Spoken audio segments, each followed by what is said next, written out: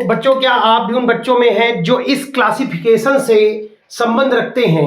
That means जिनका 11th zero हो चुका है और वो चाहते हैं 12th में उनके 90 या 95% आ जाएं।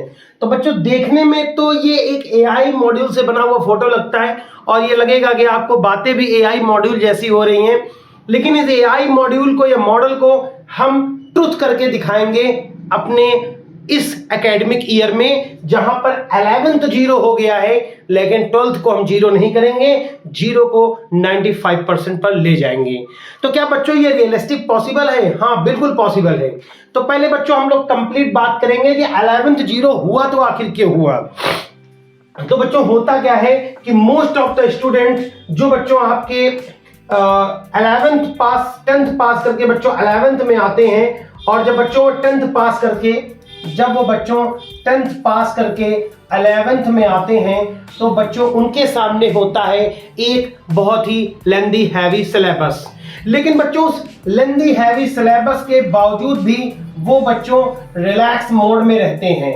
तो ऐसा क्यों होता है कि वो रिलैक्स रहते हैं बच्चों? क्योंकि उन्हें पता होता है कि 11th में तो हमारा होम एग्जाम होगा, और होम एग्जाम में तो मेरे जो स्कूल टीचर हैं वही पेपर सेट करेंगे और वही मुझे प्रमोट करेंगे। तो बच्चों यहां पर दो गलतियां हो रही हैं, एक हैवी सिलेबस का माइंडसेट और दूसरा स्कूल में जो एग्जाम कंडक्ट हो रहे हैं जिनको हम होम एग्जाम बोलते हैं, उन होम एग्जाम का फोबिया कि बच्चों हमें तो स्कूल में पास हो जाना है। लेकिन उस सब के बीच में हम ये भूल जाते हैं या उन्हें बच्चों को याद भी नहीं दिलाया जाता है कि बच्चों अगर 11th में आप जीरो हैं और आपने उसको जीरो रखा तो बच्चों ये 0 to 95% कभी नहीं होगा। आप बच्चों जीरो से जीरो पर ही बने रहेंगे। तो क्या जीरो टू हीरो बनने के लिए कौन सी प्लानिंग हमें करनी चाहिए? तो बच्चों, फर्स्ट ऑफ ऑल आपको केमिस्ट्री का सिलेबस समझना होगा कि केमिस्ट्री या फिजिक्स में सब में से बच्चों दो पार्ट हैं। मोस्टली तो एक सिंगल ही बुक होती है, एक सिंगल पेपर होता है, लेकिन जो एनसीईआरटी ने पैटर्न बना रखा है उस पैटर्न पे उन्होंने उस 70 मार्क्स के एग्जाम को दो पार्ट में डिवाइड कर रखा है, जैसे मेरे सामने केमिस्ट्री फर्स्ट और केमिस्ट्री सेकंड है। तो बच्चों केमिस्ट्री फर्स्ट और केमिस्ट्री सेकंड है। इस केमिस्ट्री फर्स्ट और केमिस्ट्री सेकंड का इस बच्चों जीरो से हीरो बनने में क्या लेना देना है? तो बच्चों यही पॉइंट है जहां पर मोस्ट ऑफ द स्टूडेंट गलती कर जाते हैं और हमें यहां गलती नहीं करनी है। तो बच्चों फिर हमें गलती नहीं करनी है तो क्या करना है? सबसे पहले बच्चों 12th में पहुंचे उसके पहले आप मेरे कुछ की पॉइंट्स सुन लीजिए। और बच्चों वो की पॉइंट्स क्या हैं कि अगर आपने 11th में गलती कर ही दी है तो आपके दिमाग में होगा कि अब मैं इस गलती को कैसे सुधारूं। तो बच्चों सबसे पहले जो 11th में आपने थोड़ा बहुत टूटा फूटा भी पढ़ रखा है उसे बच्चों हमें रिवाइज करना होगा, रिवीजन करना होगा। क्योंकि बच्चों most of the students 11 to 12th में पहुंच चुके होंगे, एडमिशन हो चुके होंगे, बहुत से बच्चों की क्लासेस भी चल रही होंगी। तो बच्चों 11th का जो है उसे मुझे रिवीजन करना चाहिए। जो बच्चा अगर चाहता है कि उसे अच्छे मार्क्स मिले तो रिवीजन की क्या प्लानिंग होनी चाहिए? बच्चों 11th के टॉपिक में आपने जीओसी पढ़ा, वेरी इंपॉर्टेंट टॉपिक है बच्चों 12th के लिए। आपने बच्चों 11th में हाइड्रोकार्बन पढ़ा, हाइड्रोकार्बन में आपके यहाँ एल्केन, एल्कीन, एल्काइन और बेंजीन है।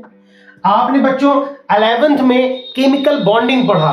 तो बच्चों जो केमिकल बॉन्डिंग है जिसमें आपका बच्चों आ जाता है वीबीटी, सीएफटी और एमओटी जैसे टॉपिक जो बच्चों 12th को जाकर के रिलेट करते हैं। अब बच्चों इनको मैं सबसे ज्यादा इंपॉर्टेंट मानता हूं आपके 12th के टॉपिक के लिए।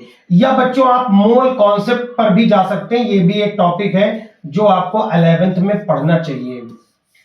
अब बच्चों इन टॉपिक्स को मैं कब रिवाइज करूं? अगर मुझे तो 12th पढ़ना है, क्योंकि 12th ही का इतना सारा लोड हो गया है। तो मोस्ट ऑफ द बच्चे तो कहेंगे मुझे तो 12th पढ़ना है, अब बताओ मैं 12th पढ़ूं या इनका रिवीजन करूं? तो बच्चों दोनों चीजें हमें साथ में लेके चलना होगा, क्योंकि बच्चों आप अभी जीरो हैं और आप बच्चों ड्रीम क्या देख रहे हैं? 95%। तो क्या बच्चों 0 to 95% लाने के लिए बच्चों मुझे 10 आवर्स पढ़ने होंगे? नहीं बच्चों, अगर आपके माइंडसेट में है, कोई टीचर आपको बताता है कि आपको तो 10 आवर्स पढ़ना पड़ेगा बच्चों, आपको 12 आवर्स पढ़ना पड़ेगा, नहीं बच्चों, इतनी पढ़ाई की भी जरूरत नहीं है। जो बच्चा इतनी पढ़ाई करेगा वो निश्चित तौर पे बच्चों डिस्ट्रैक्ट हो जाएगा। तो हमें क्या करना है, एक प्लान सेट करना है। क्या प्लान सेट करना है कि बच्चों मुझे केमिस्ट्री को 1 आवर देना है डेली। 1 आवर कब तक देना है, वो भी जब तक 11th का रिवाइज और 12th को कैरी फॉरवर्ड करना है। तो बच्चों दोनों को आप 30 मिनट्स दे सकते हैं, दोनों को बच्चों अभी आप 30 मिनट्स दे सकते हैं। लेकिन एक समय बाद ये जो 30 मिनट्स बच्चों आप 11th के रिवीजन के लिए रखे हुए हैं, आफ्टर सम टाइम ये आपको हटा देना होगा। और अगर आप मेरी क्लासेस रेगुलर लेते रहेंगे, आपको किसी पेड बैच का प्रमोशन नहीं किया जाएगा, आपसे ये नहीं कहा जाएगा कि आप ये पैक परचेज कर लीजिए, सारा कुछ आपको इसी प्लेटफॉर्म पे एकदम फ्री ऑफ कास्ट पढ़ाया जाएगा।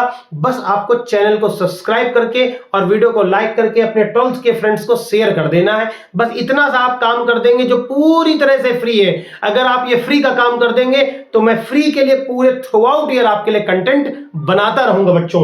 तो आपको एक निश्चित टाइम बाद, ये हो सकता है बच्चों आपको 1 महीने बाद हो जाए, ऐसा आफ्टर 1 मंथ हो जाए ये चीज कि आपको ये टाइम देना बंद करना पड़ जाए, या हो सकता है किसी बच्चे का बहुत वीक रहा होगा तो बच्चों वो 2 महीने लगेगा, उसको 2 मंथ्स।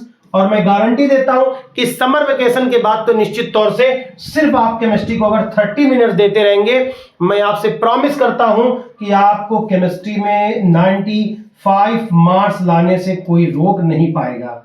तो बच्चों अभी 12th का क्या सिलेबस होने वाला है, उनके चैप्टर्स के बच्चों वेटेज क्या होने वाले हैं, क्या प्लानिंग लेके चलना है, किस तरह से हम पढ़ाई करें कि हम केमिस्ट्री में 95 मार्क्स लेके आए। तो बच्चों नेक्स्ट वीडियो में हम लोग केमिस्ट्री के इस सिलेबस को समझेंगे और उसी को समझते समझते धीरे धीरे बच्चों हम लोग पहुंचेंगे 0 to 95 कैसे पहुंचे। लेकिन इस पूरी जर्नी को कंप्लीट करने के लिए बच्चों हमें क्या करना होगा, हमें फॉलो करना होगा इस सेटअप को। और बच्चों जब नेक्स्ट लेक्चर में हम लोग आएंगे तो इसके पैटर्न को भी बात करेंगे। तो बच्चों अगर आपने वीडियो को देखा है, कुछ भी आपको बच्चों इसमें इंस्पिरेशन लगा हुआ है, तो आप बच्चों वीडियो को शेयर कर सकते हैं, अपने दोस्तों को इस वीडियो के बारे में बता सकते हैं। और हम लोग पूरे थ्रू आउट ईयर प्रयास करेंगे, अगर आपका सपोर्ट बना रहा तो हम लोग रेगुलर बेसिस पे वीडियोस लाते रहेंगे और आपके प्लेटफॉर्म, आपके अपने प्लेटफॉर्म पे आपको ये वीडियोस मिलते रहेंगे। निःशुल्क पूरी तैयारी आपको करा दी जाएगी, किसी तरह की आपको कोचिंग बैचेस लेने की जरूरत नहीं है, कोई पेड करने की जरूरत नहीं है। बस वीडियो को लाइक करके चैनल को सब्सक्राइब कर दें। जय हिंद, वंदे मातरम।